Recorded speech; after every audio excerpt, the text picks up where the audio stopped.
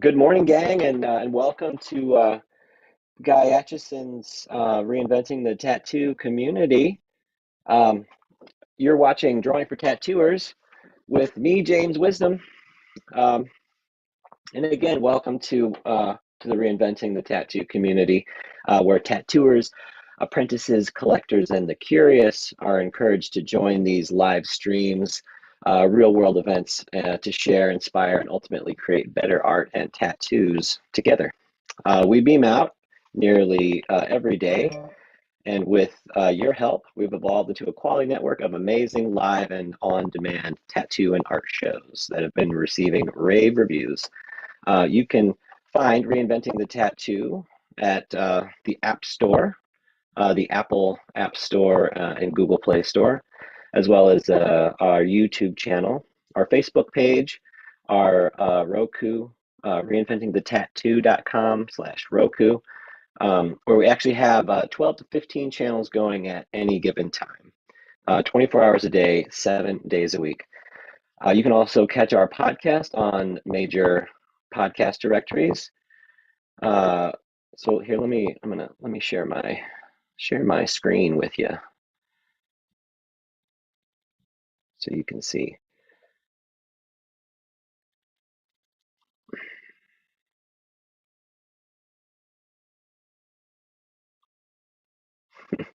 Shucks. Let's try this again. Share my screen. Oops.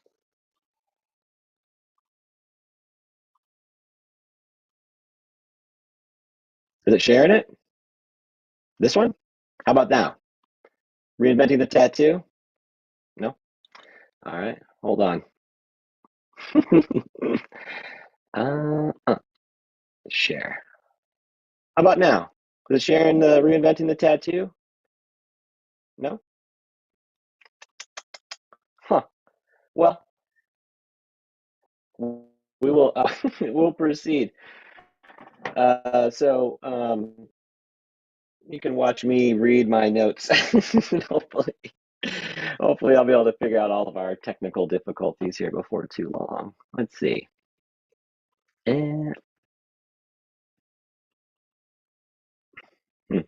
okay, so yeah, so we have Reinventing the Tattoo 24/7 on our Roku channel. 13. Yeah. Okay. Already said that. Okay, we also have professional development courses available on demand from over 20 world-class tattoo artists. So be sure to tag a friend who loves tattoos.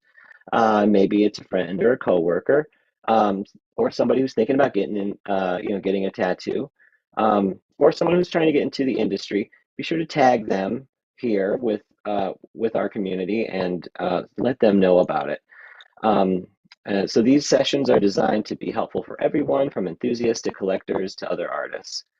We have a number of weekly staple shows, and we encourage people to tune in. So beginning on Sundays at 1 p.m. Eastern, we have Sunday Skill Building with Jason Leeser, where we talk through, building up our skill sets and, um, and what sort of projects we're going to be working on for the week, right? On Mondays at 9 a.m. Eastern, there's Drawing for Tattooers with me, James Wisdom. And this show is about the fundamentals of drawing, and we cover different drawing techniques and strategies to help us become better artists. So on Mondays at 11 a.m., there's the Tattoo Weekly, hosted by Lauren Gregory, Jake Meeks of the Fireside Tattoo Network, and Gabe Ripley of Tattoo Now. That's all followed at 5 p.m. Easterns with the Let's Talk About Feelings with Robbie Ripple. And finally, at 9 p.m. on Mondays, it's a long day, we have the subscribers exclusive drawing groups led by Guy Atchison and Sandy McAndrews. So that's Monday. It's a big day. On Tuesdays, at 10 a.m. Eastern, we have the Tuesday Feels drawing group with Ricardo Sturdivant, and that's followed on Wednesdays at 1 p.m. With the Tattoo Now show. We talk about the business side of tattooing and what are the new developments and what can we do better. And finally, Thursdays at 6 p.m., there's the Tattoo Collecting 101 podcast with Fawn Baker. So I would like to take a quick minute and thank some of our sponsors. Begin with Raw Pigments. Raw Pigments is a company that's tapping into the source, rawpigments.co. These are acrylic-free, vegan-friendly, powder-based pigments. Be sure to check them out. They saturate the skin super well. I personally use them, and I've really been having great results. And so they are absolutely incredible. Check them out at rawpigments.co. Next, we'd like to mention worldtattooevents.com. Worldtattooevents.com is the largest, most comprehensive resource for tattoo events worldwide. They're constantly keeping everything up to date. And, as we know, we're living in a post-pandemic world and things are constantly being rescheduled. So for the latest and greatest tattoo events information, what's coming to a town near you, take a look at worldtattooevents.com. D-Lies Pro, or otherwise known as Dermalize, is a bandage that has been designed to protect your tattoos, right? So protect your art. If you're still using plastic wrap to wrap up your tattoos after you're done with them, it's probably time to step up your game. D-Lies Pro is developed by wound care specialists and specifically designed to help heal tattoos. So there are tons of videos out there to help you understand like how to use it and what are the benefits. So be sure to check out D-Lies Pro, otherwise known as Dermalize in the rest of the world.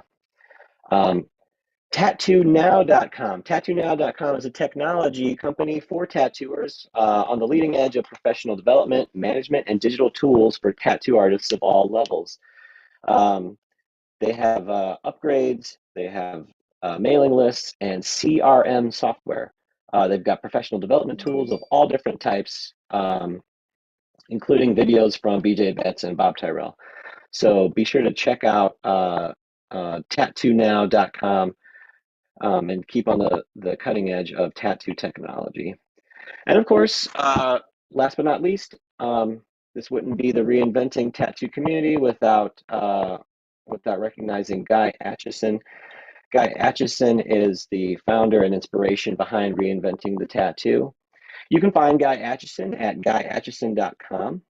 So go to guyaitchison.com where you can pick up a copy of his Biomech Encyclopedia.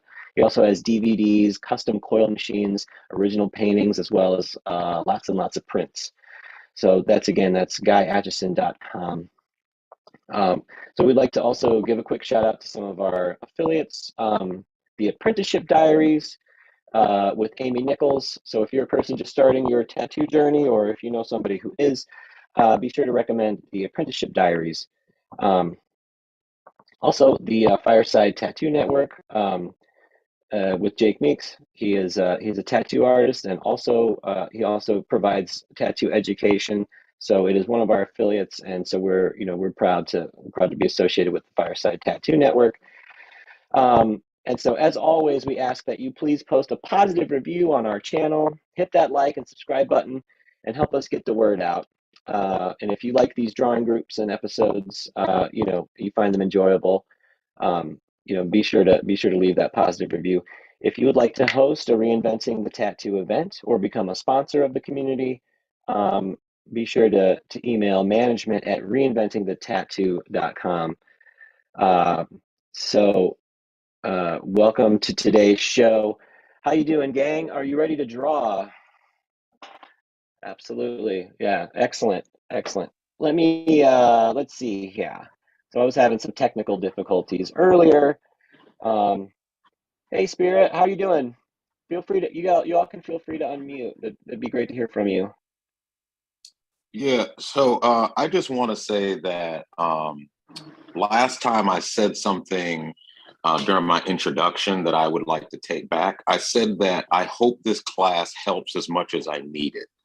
And I realized that it's not about the class. It's not about this. It's about the work that I put in every single day. It's about how much, am I going to put into this? And so I just wanted to say that.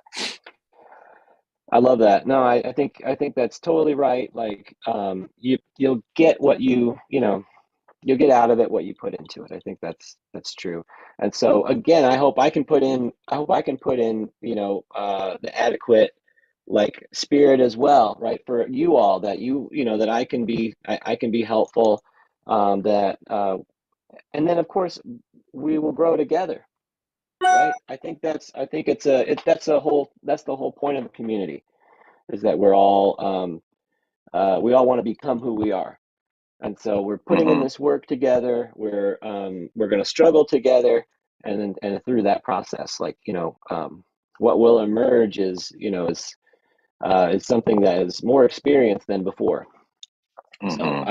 I love And that. I have I'm a I glad you have a said that. question. Yes, sir.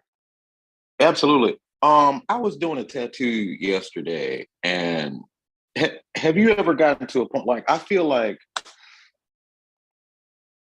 I I'm not gonna say it feels like I used to be better, but it feels like now when I'm learning more art and learning like value, structure, form, it feels like when I'm tattooing now, I almost don't know what to do.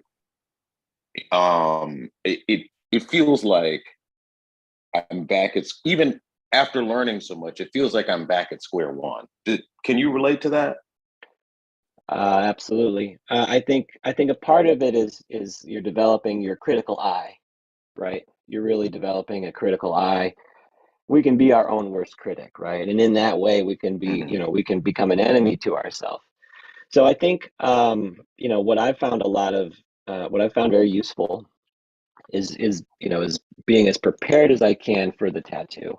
And so, um, I, I've come to this conclusion, like, that doing a tattoo is, it's an application of something, right? So I'm really just applying, uh, like, I'm like you were talking about, all of the skills, right? So the value, line work, form, all of those things. There's going to be plenty of stuff that pops up. There's going to be plenty of, like, there's unknowns that will arise as you're working.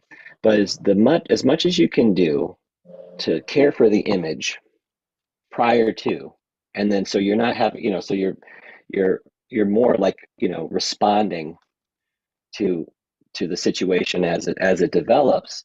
I think it leads to more confidence, right, and better results. So, Mm-hmm. so the more that you can, the more preparation. So do the value studies, do the color studies, try to get it as finished as you can, and have your reference in a good place that you can look at it. Um, that's going to help a lot, I think, while doing the tattoo, because there's a lot to worry about. There's a live body in front of you, and you have to care about them as well. Um, The more uh, problems you solve before you start the tattoo, the better. I think so. Well, the more able you'll be able to, to work through any of those problems that you didn't see coming. You know what I mean? It's the one, like, you're worried about, you'll be worried about, like, how do I shade this? And then they pass out. You know what I mean? Right, That can right. happen. You know what I mean? And that, like, it can throw you off. It can throw you off the game, I think. And so I think, you're probably already doing that stuff. But if you feel like, how do I do it more, then I'd put more emphasis on those areas, and really try to, try hard to build, to build in what you need, so you feel confident, right? And if it's splash, if Mm-hmm. it's like something that it's already kind of prefigured for you, that's what they want, like, I think there can be a real fulfillment in executing it, like, the way, in that way. A lot of times too, we're gonna copy people, we're gonna emulate. I don't think there's anything wrong with that. And I think, maybe when I was really, trying to study art and learn, like, how to become an artist and stuff, I had a lot of hangups about, like, why should I, make my artwork like somebody else's. But I really believe Mm-hmm. now is that, like, we all do that, and you need to do it, and it's through that process that you actually emerge, right? Like, who it is you are. So we copy people who we respect. We really look up to them. We try to emulate what it is they're doing. And through that process, we come out of it the other side, who we are. It may sound counterintuitive, but it's we all stand on the shoulders of giants and all of that stuff, right? So that's what I think is that's something it's a lesson I'm constantly learning, right? That my my bright ideas will come out of it rather than trying to always bring them forward, trying to force that. So, but yeah, I hope I hope you go forward with confidence, and that you also that doing these little drawing exercises are a way of connecting our minds and our bodies, right? Our hands and our eyes. We do these simple things, and and I think studying history, studying how studying all these different approaches to making art, perspective, value, the human figure, which we're gonna do today. We're gonna do some more human figure drawings, which will be nice. Yay. That stuff is really gonna it all comes together, for you, and it's there for you when you need it. And so that's what I really I believe it. And it's not instantaneous, right? Nobody can just hand it to you. It takes your dedicated effort, like you were saying earlier, Spirit. Like that's it's what you put into it. You're going to work hard, and you're going to get from it what what you're putting into it. So I really appreciate your sentiment today, and I appreciate where you're coming from too. Like that's it's like I relate to what you're saying, and it's really, I think it's really brave to be vulnerable and to say I have this thing that's like I have a question. And that's what I hope this space can be, is a place where we can all sort of relate to each other. We can ask questions. I'm sure I learn from you all too, just as much as just as much as anything. So I'm really I'm really grateful. So um right on. Right on. So I've got something to share.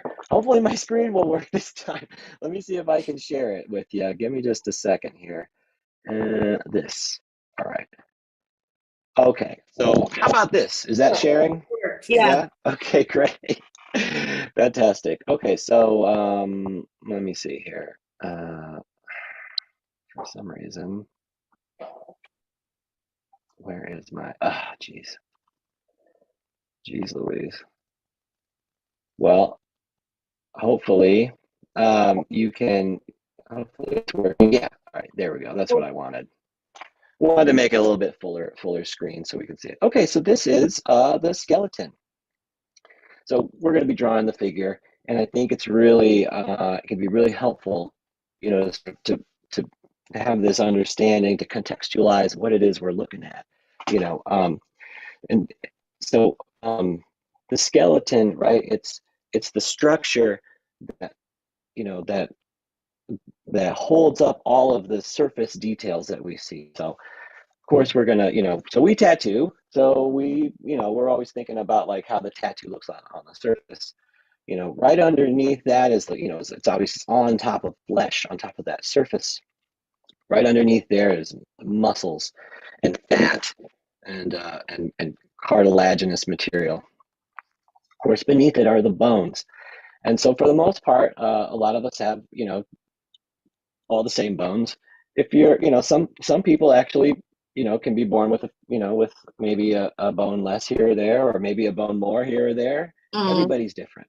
But having, having an understanding of, sort of a place to start with, it can be really helpful.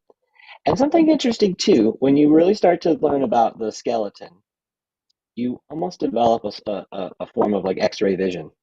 So you start to you can look at a body part, and you can sort of, like, I know that, you know what I mean? I know how that worked down there.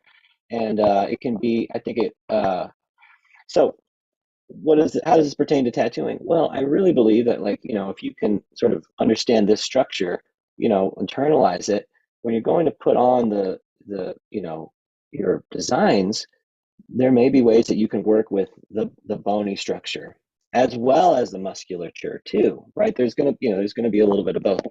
Sometimes we do this intuitively, but when we're in the design phase, we could take some of this into account, and that can be, I think, really powerful. So, well, anyway, just wanted to sort of go over, just a little bit of some of this information. And so, a couple of bony landmarks that I think are really very important as far as drawing the human figure, which is really going to be our focus today. Top of the skull, right? So the skull, of course, is a really important, it's a really important relationship. And a lot of times we can think about, let me see if I can annotate here. Maybe. Oh, yeah, I can annotate with this. Okay, so draw with this, I guess. Okay, all right. So, oh shucks. View enables scrolling. Let me scroll. Oh, it won't let me see it. All right. Well, the top of the head and the chin, using that as a ratio that we can then sort of we can determine the overall proportions, is a really helpful way to measure the human figure, right? So if you were to measure from the top of the head to the chin, shucks, to the chin, right?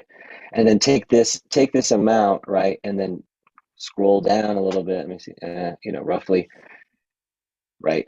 You would find that there would be a certain amount of head heights in the overall height of the figure. Sometimes artists sort of like use a shorthand, and they'll say roughly 7.5 heads tall, right? That's what artists say that a lot. Again, I think just like we're saying, like it's a principle, so it's insofar that it's true, it can also be false, right?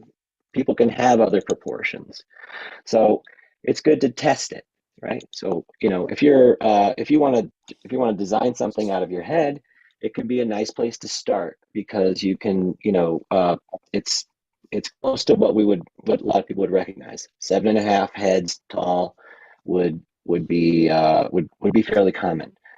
But if you want to give some other kind of impression, there are other sort of proportions that you can use. 8 heads tall is sort of considered like a heroic sort of proportion. So anyway, so that is like the first proportion. That's the first sort of set of bony landmarks that I want to sort of talk about, the head itself, and how you can sort of use it vertically to measure out the height of the figure. Next, let's see if scrolling down would help. Jeez Louise.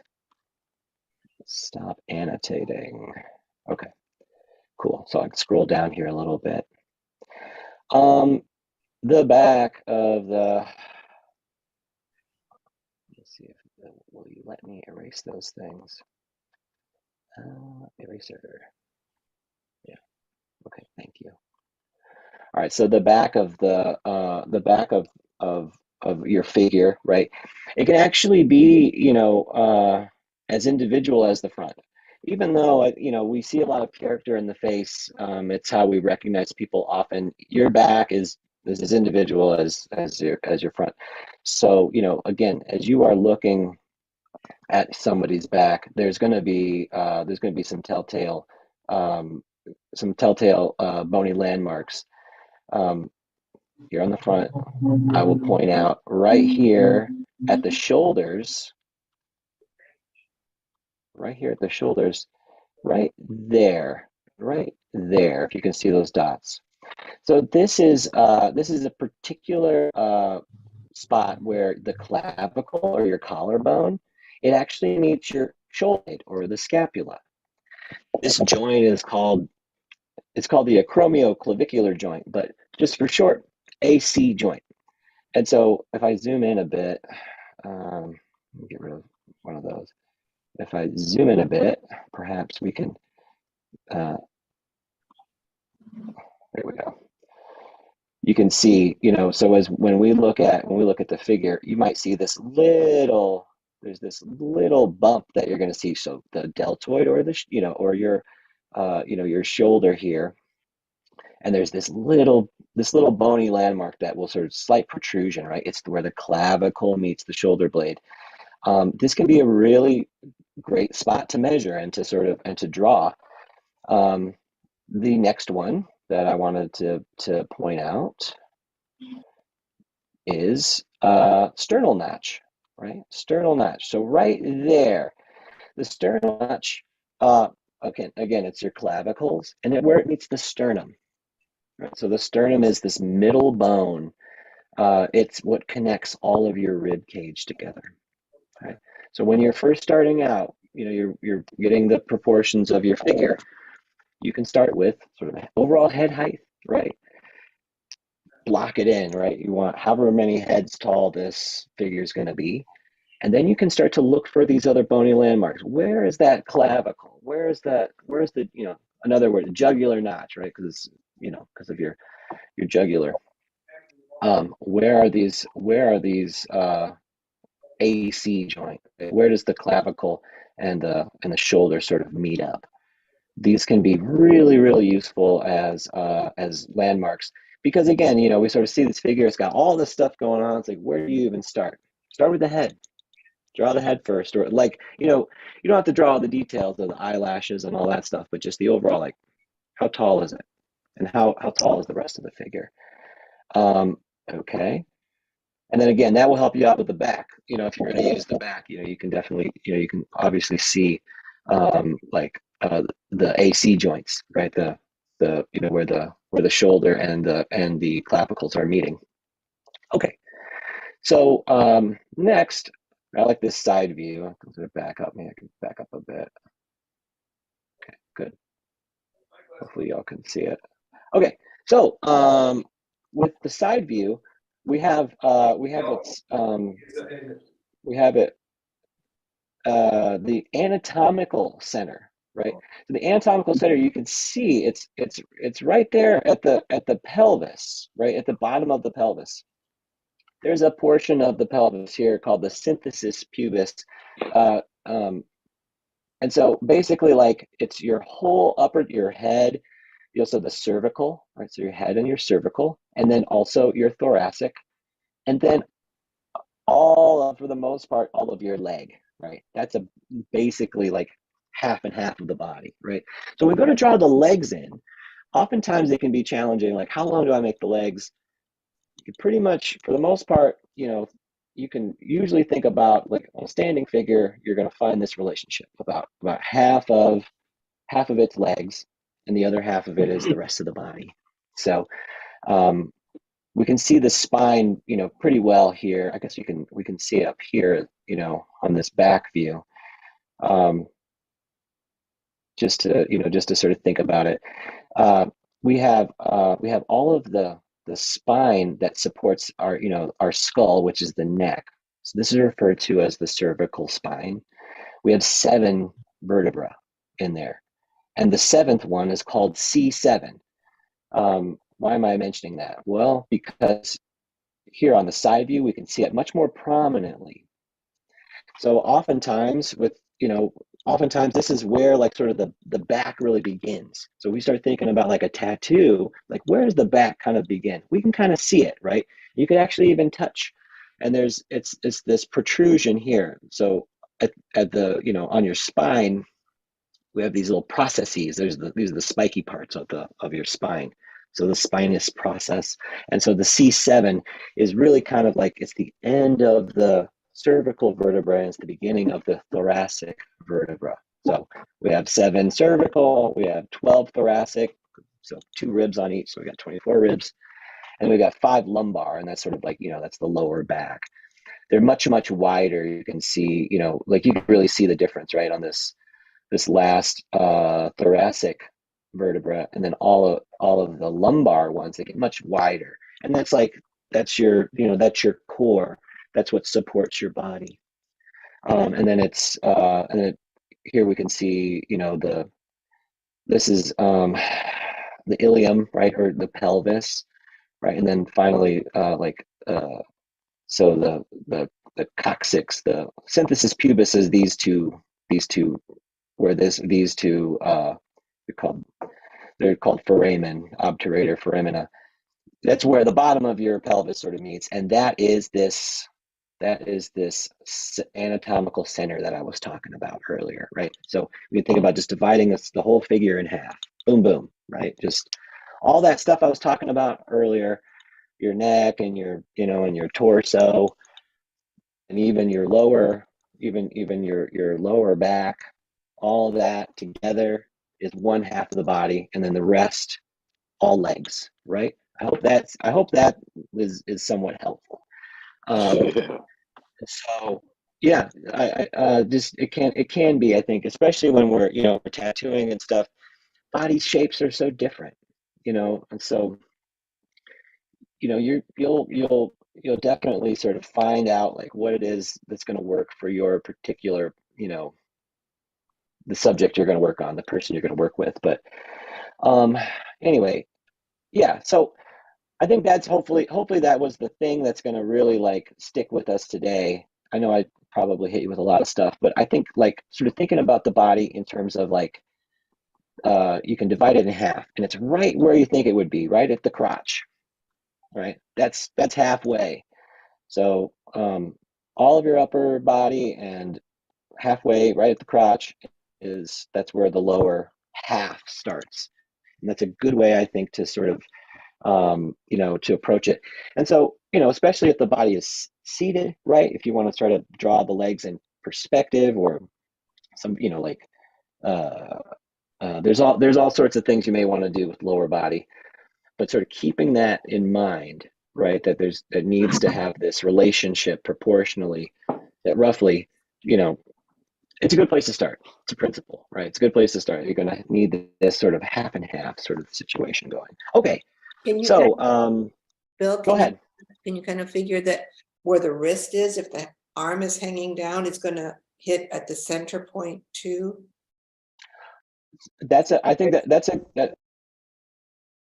It's a little bit lower on that one, is it not? Well, pretty close. you're breaking up a little bit. I couldn't hear the last part of your question. Could you say it one more time? I'm just looking, like if your arm is down, is your wrist right about the center, about that? That's a really good point. It's going to be a little bit lower, right? Little. So if your arm is hanging down, probably like, so this is also another point. So what I'm pointing at here, so this is the femur bone, right? The ball and socket, it sort of, goes into the pelvis. This is called this little protuberance right here is called the greater trochanter. You can see it lines up right with this anatomical center. Oh. So if you're seeing somebody on the side, there's that, but you're very close. So so think about it, it's going to be just a little lower. Okay. Right. So if you're going to draw arms at the side, the arm is going to extend a little lower. The fingers, you can see the full extension, are about halfway along the femur, right? So the upper leg itself. But that's a really nice association to think of it, like how that works. You can see the back of the arm here. So your elbow is a part of your ulna, right? So, and everybody, like you can look at your own arm. So you've got your elbow, right? And then you're gonna have this little bone that sticks up right there, like on at the end of your, at the distal end of your arm, right? That's all one bone. That's your ulna. So your elbow is called the olecranon process, and then this little part here is called the head of the ulna, the ulnar head. Your wrist bones, they actually start.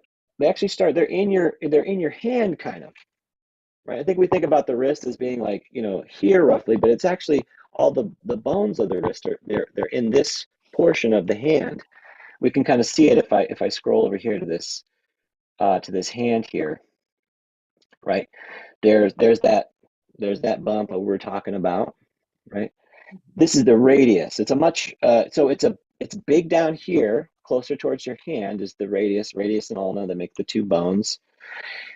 I think this is like, I like it with a chicken wing. You know what I mean? They got the same, they got the same bones, so you can actually sort of twist it and you can pull them out. These are our bones, right? So our elbow bone, much bigger at the elbow, and then of course it gets much smaller down here. A radius, much bigger, closer to the hand, and then it gets really kind of small. And what you see instead is the larger muscles of the forearm and stuff. That really covers up that bit. I really get into the weeds with it, but yeah, your wrist bones, your carpal bones are kind of really more in your hand, right? And then the metacarpals are the four bones that make up where your knuckles sit. And then we've got phalanges. Those are the rest of your fingers. There's three of them, and then that makes up the rest of the digit. And so anyway, so as you're looking, for sure, if your arm is at the side, what you'll notice, right, is that it's very close to this, the head of your ulna, very close to this anatomical center, the center of the body. But fingers fully extended, right? Like somebody's kind of standing at attention, or even like bus stop. You're standing at the bus stop, you're just sort of standing there. Your hand is going to extend, to about roughly, I can back up a little bit, roughly half of your upper leg. This makes sense because that's where our pockets and stuff are, you know what I mean? So you can stick your hands in your pockets comfortably. Like that's why hands were invented that way, for pockets, right? Like what came first, right? The hand or the pocket? I don't know, but anyway, I like that. That's exactly what we're supposed to do. We're supposed to look for those. Relationships. We can see here, like sort of the top of the crest here, the top of the pelvis. There's like, your elbow is a little bit higher than that, right? So, when you're looking at the body, it can be, I think, just like spirit, like you were talking about earlier, when, you're like in the middle of it, you're in the heat of it. It's like, I don't know what to do all the time. Sometimes, you can go back and reference, it may be in your memory, but you may reference back to, oh yeah, the body is, we could divide it in half. We can do two halves, and then that'll help, right? Right. Or there's like, this bony landmark, the AC joint, right? It's like a little bit wider than, it's like a little bit wider than the widest part, right? Widest part here of the hips, right? We think is, it's like it's the widest part of the body, but right there, it's just because of the addition of the arms, it just gets a little bit wider right there. So you'll look for these relationships, and I think you're gonna it's gonna help because the human body is so complicated to draw, especially if you're like you're really trying to figure it out. And anyways, yeah, I think let's try to draw. I think that'd be a lot of fun. So let me see if I can't get that together for us. Come on. So let me see. I'm going to stop sharing this. And again, that was from an anatomy book by Stephen Peck, Anatomy for the Artist. It's a really interesting, useful, like, anatomy book for artists. It's artist specific. There's a lot of anatomy books. And so some are really more for doctors. They're going to have a lot of the internal stuff. They're going to have like veins and arteries, which could be useful to know, but it doesn't necessarily pertain to like drawing figure as much.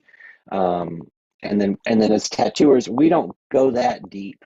That, you know what I mean? That we don't really go deep enough that we're going to have to really worry about, like, you know, veins and arteries so much. It's more like for people who do phlebotomy, or, you know, to give injections and things. But anyways, let me see. Again, let me see if I can do my webcam. How's this look? My webcam, I think it might be the worst webcam ever invented. So it's really, really blurry, but I appreciate your patience here. All right. And then share my screen. Let's see. Okay, hold on a second. I was having these issues earlier. Let me see if I can't. Nope, not that one. I'm just gonna turn that one off.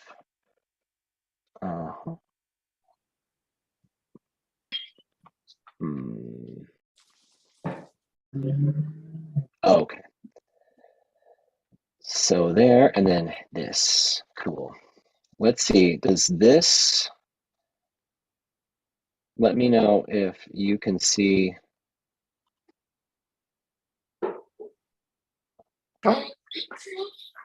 Is it the reinventing one now?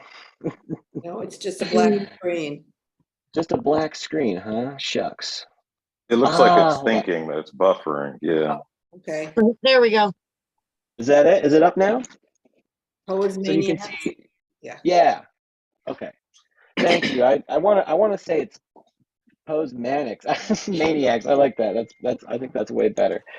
Okay. So let's see if we can. We should do a couple of quick sketches. So let's see here. Learn. Oh, back. Let's do a couple of these quick drawings, right? So I'm gonna go with like a 2-minute one. Okay. And so these will just be 2-minute quick sketches. And I have no idea which ones they're going to show us. Hopefully something that we talked about could be helpful in doing these sketches. But remember, you just want to keep it loose, want to like just sort of draw through. And I think that will, again, that ought to be, useful, you know, for. All right, so let's hit start and 3-minute ones. ready to draw. What's that? They're going to be 3-minute ones. Is it 3 minutes? Yeah, because it's 180. Yeah, 3 minutes, 180 seconds. Thank you. I'm like, the 3 minutes. 3 minutes, everybody. Here we go. Look at that. It's a full standing figure. I'm trying not to mess with it. Oh my God, I'm messing this up. Okay, how about oh shit. How about there? That's perfect. Leave well enough alone. All right, perfect. Let's do it. 3 minutes, right? So again, I'm personally, I'm just gonna start off with like with a composition. I'm going to go with the top and the bottom, and then I'm going to divide it in half. You know, so I've got like, you know, an upper half and a lower half, and then I'm going to put the figure. Again, I want to try to find there's an S sort of shape. We were looking at spines and stuff earlier. There's this sort of this S shaped sort of quality to it.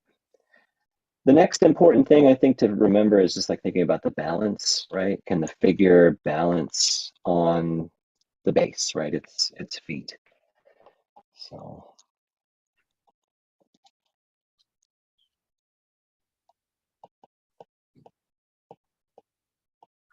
very good.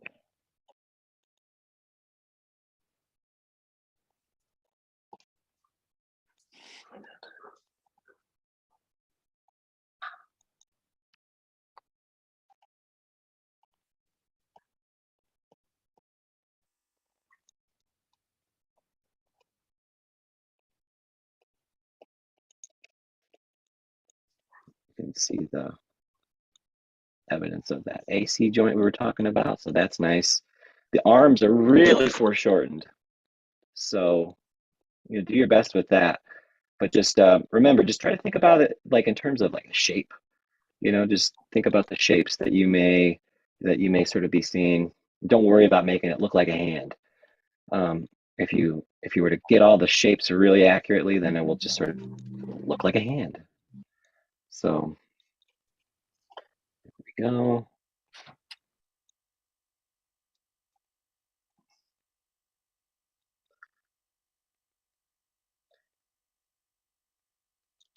And also think about like the negative space, something that we didn't really mention earlier, but you know, like the space between the rib cage here on the back and then where the arms sort of extended to, where the body is not, right? The negative space.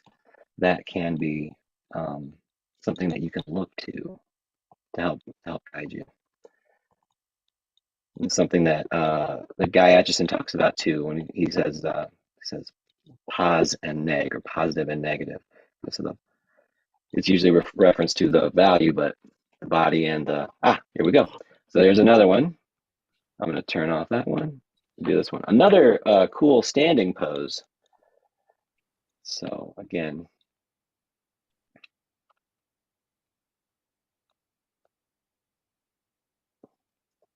in this case, the leg is going to be a little longer than where the torso, where the head actually sort of sits. So I can find that gesture. I'll move my pencil around. Sort of find that gesture. Move the head a little bit. Yeah, how about there?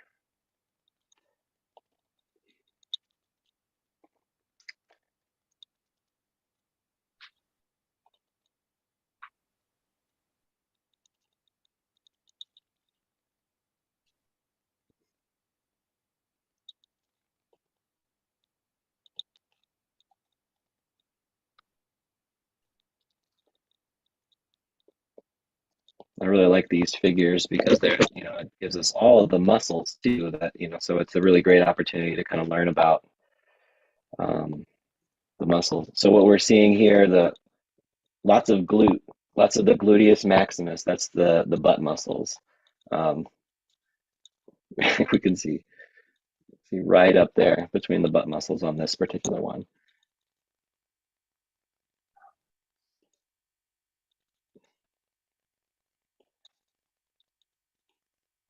Also, we've got the lower leg too. The lower leg consists of the calf muscle, the name for it is the gastrocnemius. That means frog belly. I guess it kind of looks like a frog belly. I just like saying it too, gastrocnemius. But it's really there's really two major ones in the lower leg. So the calf muscle, and then there's one that's underneath it, closer to the shin bone, called the soleus. It's kind of a flat muscle, so you can kind of see that in these legs a little bit. Soleus. All right. Some pec, some neck, some of the head, roughly. These arms are almost too complicated to draw. Almost too much to even deal with. But that's the fun of the challenge, I think.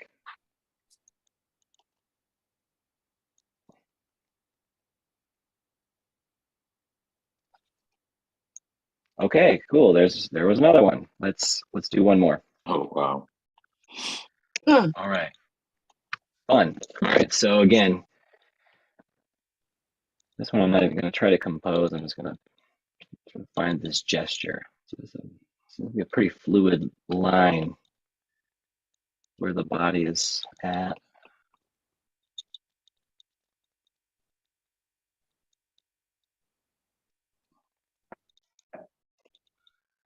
Torso. I like to put the arms on at the end. You know what I mean? Like if I start off with an arm and try to draw the rest of the figure onto it, it can, that can be very challenging. So I'm not trying to claim that there's a right way. So don't get me wrong. Some people could probably do it. And so more power to them. But I think, for me, and then like if, like anybody that if I'm trying to offer instruction at all, that'd be my suggestion. try to go with the, you know, the bigger masses, torso, try to get that in there first. And then think about the lower extremities. Because again, that's usually like kind of the foundation, often that's the foundation of like how the figure is supporting itself, so to speak. So, yeah, right.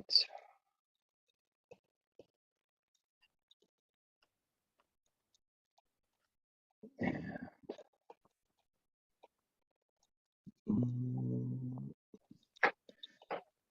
kind of an alignment here between like the, let's see.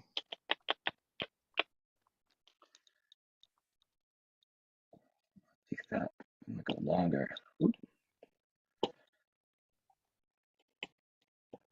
Yeah, easier said than done, right? If you know, it's like if you're noticing like, oh man, that leg is not quite long enough, it's probably not long enough, you know. And let it fall off the page. If it does, let it fall off. Better to do that than to squeeze that in, right? We want to try to find those proportions. You may just end up with a really nice sort of cropped image, you know, if you let it sort of fall off the page if it needs to. I think that was a real challenge for me when I was like, you know, studying figure drawing and stuff. It's like, you know, I can't fit it on the page, but I want to draw that foot or whatever. And then, you know, so my drawing teachers would always say, just, you know, like, don't truncate. That's what they say. So don't squeeze it in there. Let it fall off. Better to do that than to try to force it in there. Okay, hand roughly. We're gonna make it. How about one more? One more time. Fun. All right. Geez, this is very gestural. It's like somebody skydiving or something, or one of those like you're in the wind turbine. You know what I mean? Like, Yeah, the zero gravity things. yeah, right. I've never done it, but it looks incredible. They look like a lot of fun.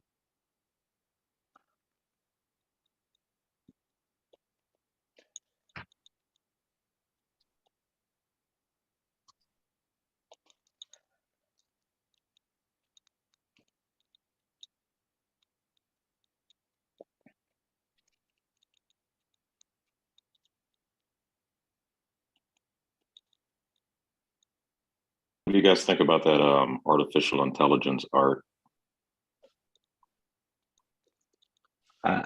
I like it. I still feel like there's still this need for humans, you know, agency there.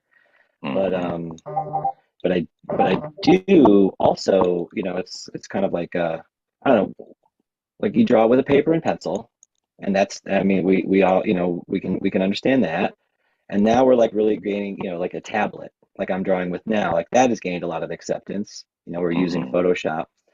I kind of feel like it's a natural progression, like, you know, that like, all right, so now I just type in a couple of commands and it makes some artwork for me.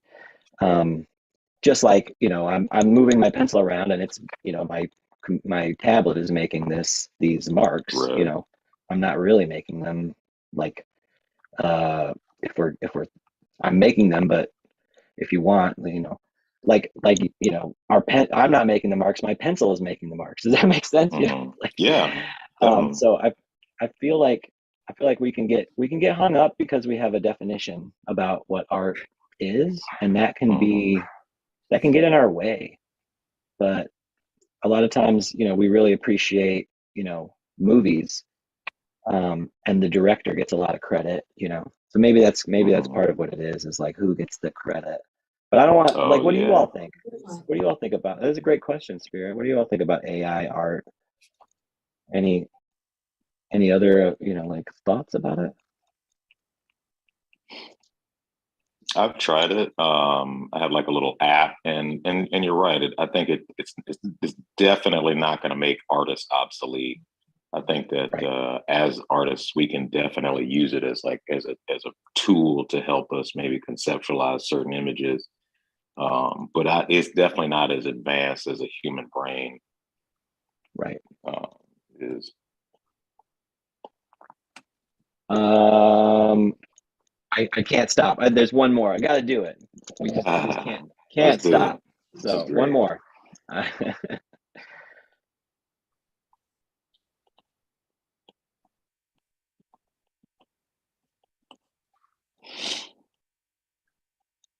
Well, there was you know, I learned about a painter from the Renaissance. His name was Titian. Sort of like a Yeah. fairly notable, like Renaissance painter. By So rights, he anyway, there could was have a been one of the Ninja Turtles.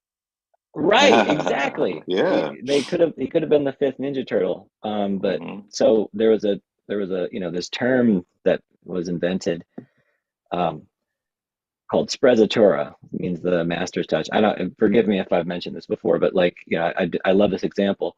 So Titian had a whole studio of artists, and so they'd make these grand paintings, altar paintings or history paintings or whatever. And so he would show up, when the painting was done, and he would like grab his brush and just do a little whoop, just touch it. And that's the sprezzatura that, it's a Titian. Oh Now it's his wow. painting because he touched it. And so I think, we wanna idealize the artist as you know, this really someone sort of almost like slavishly sort of like painting every brush stroke. And sometimes we do that, but also, you know, there's still artisanship. There's still, it's still illusory, right? What we make, people don't Mhm. know exactly what goes into it in the first place.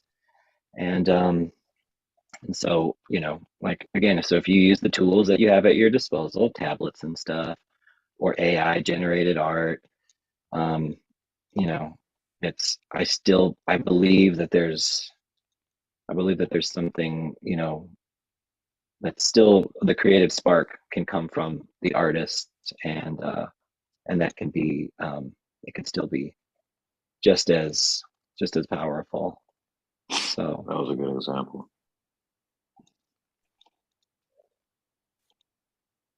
but it does seem a little bit like, you know, what, you just came in and painted a little spot. That's it. I guess you want to expect a little bit more than that, but They can't all be Van Gogh.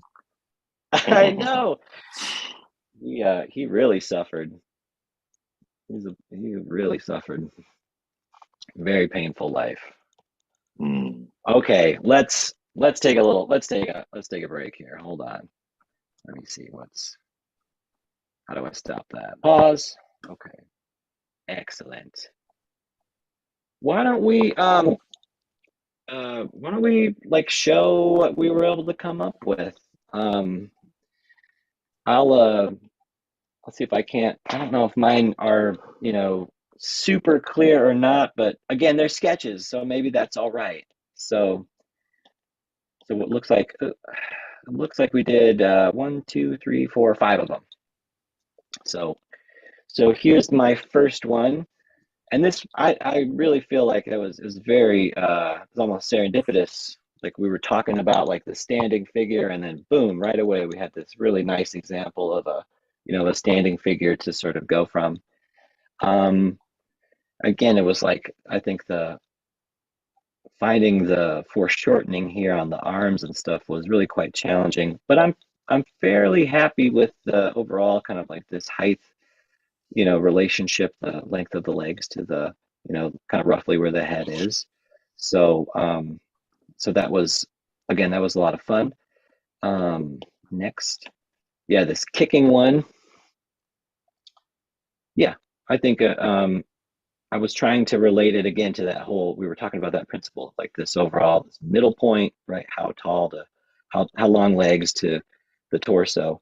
And because the torso was sort of set back just ever so slightly, it was a little bit, we sort of see like more of a vertical, the legs had a little bit more vertical length than the overall, like just vertically the torso, the upper half. But it's still there, right? If there's like if we like sort of had this arc, cancel that. If we had this arc, we would say like, this standing full height, it would be, roughly at this halfway point. So there's something, nice about that. Again, the arms just sort of scribbled in. But I think if you get a really good gesture and then you kind of have the arms roughly in there, you could take your time and really develop, all of the details and stuff on it. And because it would relate, you really could have something that would be pretty pleasing. This one, yeah, I think I struggled on this one because it was more foreshortened. The legs were actually considerably longer than the torso because of our point of view. And I got this really out of whack foot over here. But again, it was just so fun, this sort of finding the movement. But yeah, no, I struggle. I do. It's a challenge, I think, and even, people that I really admire their figure drawings and I really admire their gestures and stuff like that, I think they'd admit the same thing. It's a struggle. What's funny though, sometimes is like, sometimes, it's the thing that you're like, oh, I hate that part. Somebody else loves it. You can't explain it. That's like the magic of art, like you make it, you're like, God, I hate that part. And somebody else just falls in love with it. I think it's really can be this really magical thing. Just got a couple more. Oh yeah, the skydiver one. Fun. Yeah, I like this one. Like this back leg. That one I didn't really try too hard on it, and I think there's some nice like sort of character to it. And then finally last one. Yeah, couldn't quite get that last leg in the back, but it's too much, obviously too much on hand. Look at me. Like look at all that. Scribbling away at it. But anyway, okay. So I would love to see if anybody would like to show theirs, I'll spotlight you. Does anybody want to go for it?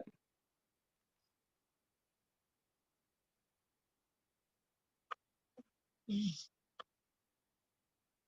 me see. Like I can go first. Excellent. Everybody else's Yeah. will be so much better than mine, then they won't. No. Oh, stop it. No. Absolutely not. Okay. So No I such got very thing. little done on anything. I don't know, it's fairly light. Can you see any of it? I can see it. No, I really can see it. I like what I like the way that you're going through it. I think I just, I would say like, I think that what you're doing it makes perfect sense. And for the gesture, just keep moving, just keep the movement going and don't worry too much if it's, scribbly. I don't think. Let's see that. Oh, that's nice. Hold it back just a little bit further so we can see the whole. Yeah, just a little bit more. Yeah. Yes, right there. Mm-hmm. Good length on the legs, I think. I think the legs I'm and going all like that legs. was I think I'm more of a Mhm. short body than that one. Mm-hmm. No, again, I think a good relationship of the leg length. This is a really challenging, thing to get. I put him this way Nice. since he was Mm-hmm. falling like that. Mm-hmm. Yeah, And then this one. excellent.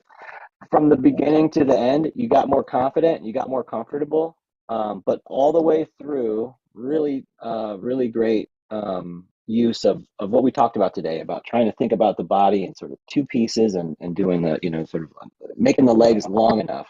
And nothing got squeezed in there. You didn't Right. truncate it. Nothing got squeezed in there. So I really think that was, Yeah, it's helpful. well done. Cut it in half, and yeah, that was very helpful. Excellent. All right. Any other takers? Come on, guys. I'll Yeah. share. I would mine. like to say that you are an inspiration, Harriet. Just seeing you here and just seeing you practice along with us is a huge inspiration for me. And I think that you should just keep doing it. Just keep doing it. Just keep going. you know, Okay, you're good. definitely gonna get where you're gonna be. So, you know, if I see you here, that makes me happy. Well, thank you. Yeah. This is fun. I'm learning I think so you're an much. inspiration too. Harriet. I agree. I find you very inspirational. So, See, absolutely. you can do it even when you're 70 years old. You can pick up art. Doesn't matter how old you are. Yeah, Doesn't absolutely. matter. Doesn't matter. Okay, guys, it's yours. Great. Any All other right. takers I want to see? I'm not I'll gonna go. force you. I'll go. Okay. Go ahead. Oh yeah, Here we Amber. go. Here's the first two. You can see them. Mhm. Yeah, Uh-oh, we're getting some. I'm not sure if it's my end or your end. Let me see here. You're freezing a little bit. Yeah, I can see you, Amber. Oh, I can yeah. see her. There it is. It's probably me. Mm-hmm. Here, good. All right, now hopefully everybody see Amber's drawing. Excellent. What an improvement, I think, from last week. You know what I mean? Like the legs look Yeah. great. You fit them all on the page. Just a real like it's so wonderful to see it. That skydiver, Yeah, I those are truncated a little bit. I'm not gonna lie. I didn't realize I did it until I did it, but he has nice horseback. don't beat yourself up at all. It's that's the thing about it. You look and you realize and then it like then you can Yeah, I improve. totally Very realized it cool. after I pulled back. Yeah, very very nicely handled figures today. Very loose and gestural, and so they've got a lot of like they've got a lot of motion. They've got a lot of action in them. So I think that's that's the best place to start, and then everything else can really kind of they can start to follow I've also through. started doing this the ellipses exercises you had us do at first. While you're Cool. reading all the thing in the morning, I do that. Yeah, I do too. It That's really a good does time. loosen up my hand. What is That's it? great. Well, yeah. So I've been neglecting it, but I'll share my. Oh, I'm probably frozen. Am I Ellipses. frozen? Ellipses. Yes. Sorry. I'm sorry if I'm Oh. frozen. I Yeah, apologize. it just loosens Yeah, up your hand. ellipses. Yeah. So ellipses. Oh. Yes, I think so too. An ellipse is a symmetrical shape. Oh, shucks. I think I'm frozen again. A symmetrical shape. So let's see. So we have a long axis. We don't have to do all this, but just the principle, right? Long axis and short axis, right? And they have to sort of bisect at their middle point. And so with our tablet, it's a lot easier to sort of draw one and right and make it perfect, right? It can be this perfect shape or whatever. But to practice it, I just like to freehand them. Paper, I think, is a little bit better than on tablet, but you can. So, oops, sorry, dirt. Yeah. So practice it by. So I can make it a little wide, a little bigger. Just see if you can't draw one by hand, and then I have my students draw 50 of them.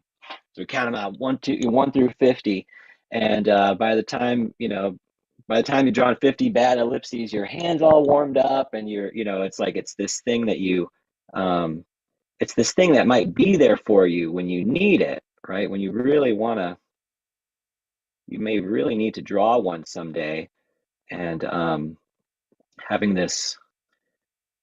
done this practice, it can help train your eye. You know what I mean? Like you can start to see, like, so if I take this and I turn it around and like, look, it looks like as I'm moving through the sweep, like I'm putting a little bit, too much over here or too little over there. And so with a little bit of with practice and stuff, and make them thick. You know what I mean? Why not? Just go around the track a couple times and it's for me, I like to sort of encourage that you're really drawing from the shoulder, with this sort of a thing, and not really craning the, the delicate wrist. All of, we were talking about carpal bones and stuff earlier, like, so all of your, your fine muscles and your tendons that run through all that, the carpal, that's how you get the carpal tunnel. Like it gets, you develop all that like scar tissue and swollen arthritis, and then it's hard to use your wrist and stuff. But if you, so if you try to practice like keeping this area fairly sturdy and using your rest of your arm to draw with, it can be a good practice for your body. But also, it's like, it's not to say that you can't ever, sort of move your fine muscle movements around, or, to have a little bit of this going on. It's just it's a practice. It's just something to try out, and to see if you, again, if you are, drawing something really small, maybe you got to do, just a little bit of this. But if you're trying to draw something larger, now you have much more range of motion, right? Your shoulder muscle is much stronger than, than some of these really much finer, smaller muscles in your wrist and hands. So that's the ellipse practice. It's like thinking about this, just trying to get this perfect shape that, you'll it's impossible to get. But I'm glad you practice it, Amber, especially while I'm like painfully reading off all that stuff in the Yeah, it's my I'm working warm-up. on it. Oh yeah, I'm glad. That's the best advice. That's the best advice to do during that. So, Spirit, can we see your drawings? Do you mind? I'm gonna put you on the spot. Awesome. Yep. All right. So this is the first one, Wow. and I did some of the skeleton sketches. Awesome. Yeah. Awesome. And then let's see, this one. Oops.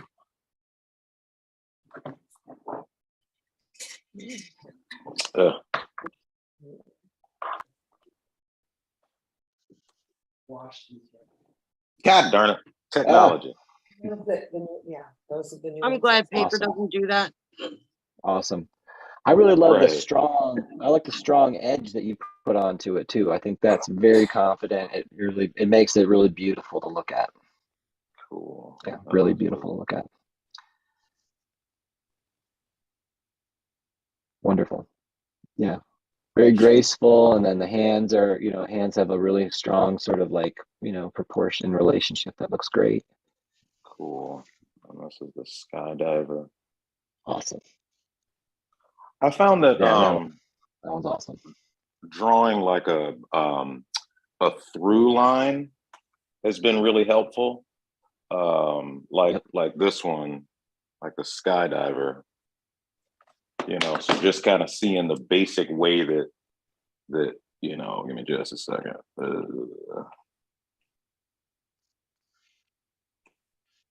Just doing that bottom line is really helpful.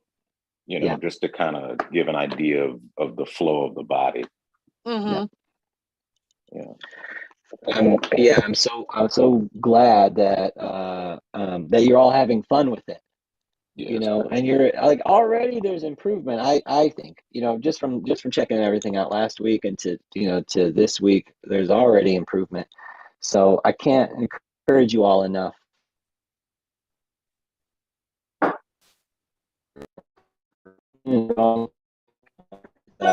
It really, it's a big highlight, to see you all and to draw with you. So so again, thank you all again for coming. And thank you for watching. Join us next week. We're going to be drawing for tattooers. Happy drawing, everybody. We'll see you next stream. Okay. Hey, can I ask a quick question really quickly? Yeah, go ahead. Yeah, please. Just because I would like to work on some value studies. Is there anything that I could do to work on value? Like what kind of homework can I give myself? This is a great question. So I would it might be better with with a plainer mug, but I like to draw a coffee mug. I like to draw a coffee mug. Again, it's sort of this cylinder, but you have a nice, if you have a really strong light that sort of shows against it, you're going to see all of the anatomy of the shadow. These are some, we've covered it in other episodes, and there's lots of information about it, but essentially what you want to get is this relationship of like you're showing where the light's coming from, its direction. You're showing how the form is being described by shadow, and then you're also showing the casting of the shadow too. I think for me, I like to sort of separate shadows into two main groups. There's the form, the shadow that's on the form, and then there's the shadow that's cast by the form. So I think maybe that's a good way to think of it, right? As you're look for the edge quality of the shadows that you're drawing. So if it's a softer edged, you know what I mean, like on the form, right? That's the form starting to turn away from the light source, right? And it's a really extreme drop off, especially if there's just one really strong light source. It's going to be like it's going to go from very light to slightly darker to really dark right away. Cast shadows oftentimes are much sharper, crisper sort of, there's a much sharper and crisper edge quality. So my coffee mug I showed, that's a cylinder. Roll of tape, you know what I mean? So with this roll of tape, I can hold it. So hopefully I can just sort of hold it.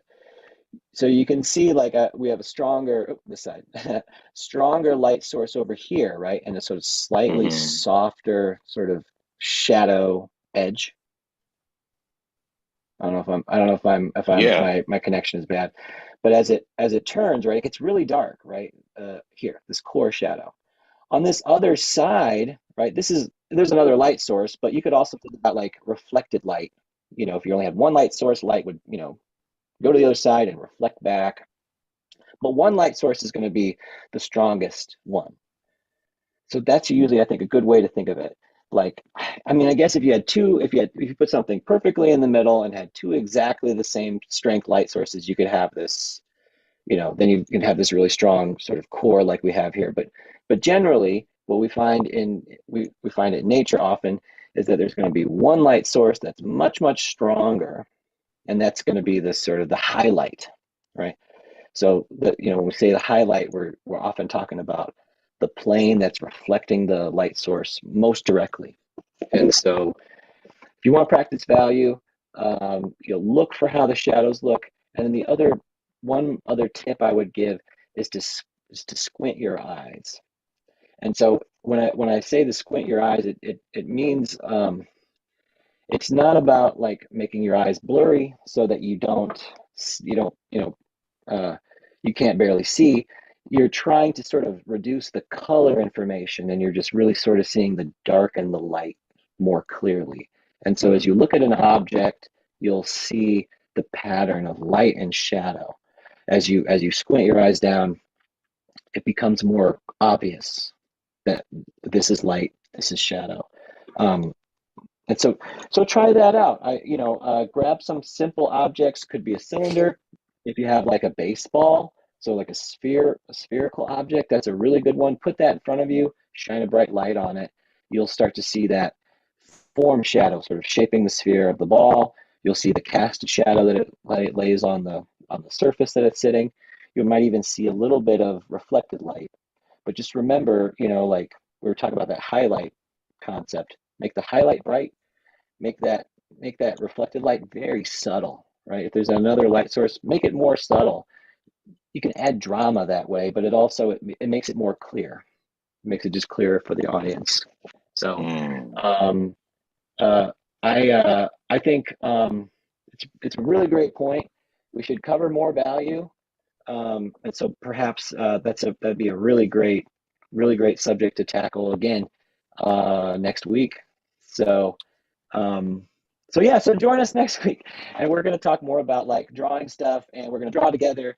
And so hopefully you enjoyed it, and hopefully you also, learn something too. So again, thank you, Thank you. everybody. Yeah, of course. Happy